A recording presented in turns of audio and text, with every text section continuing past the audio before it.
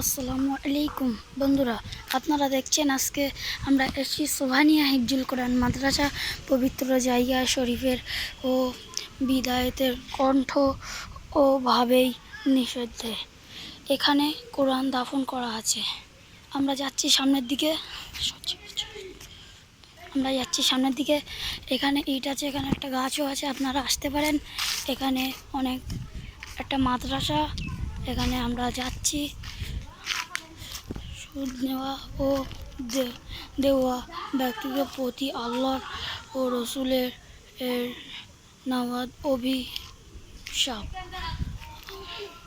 দেখুন, এখানে অনেক পীরের নামে অনেক কিছু লেখাও আছে, আপনারা এখানে আসতেও পারেন ও দেখে যেতেও পারেন। দেখুন বন্ধুরা, মাদ্রাসা যে মসজিদের যে ভিতর বাইরের যে অনুভূতি, এখানে দেখুন, এখানে অনেক ছেলে বাচ্চারা থাকে, এখানে অনেক বাচ্চারা থাকে এবং এখানে পীরের একটা রওজাও আছে। আমরা যাব সামনের দিকে, পিছন দিকে আছে, আমরা এখন ঢুকছি ভিতরে।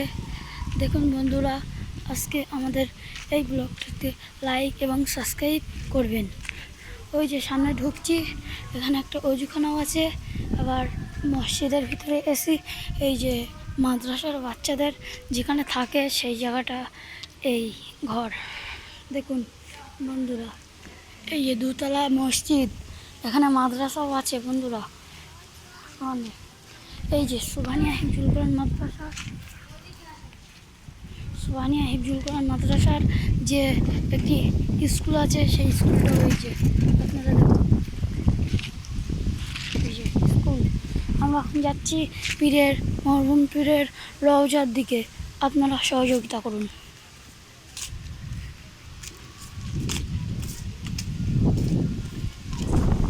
দেখুন, এই আমরা যাচ্ছি পীরের রওজার দিকে, এখন যাব পীরের রওজার দিকে। আসসালামু আলাইকুম হালাল কবুর, পীরকে সালাম দিলাম। ওই যে আমাদের এই জায়গায় পীরের রওজাটা আছে, আপনারা দেখতে পারেন। এই যে এখানে আপনারা দান করতে আসতে পারবেন। এই যে দান বক্স, এখানে লেখা আছে মাজার শরীফ ও বিদায়তে করিবেন না, শরীফ ও দেওয়া কঠোরভাবে নিষেধ। হুজুরের রওজা।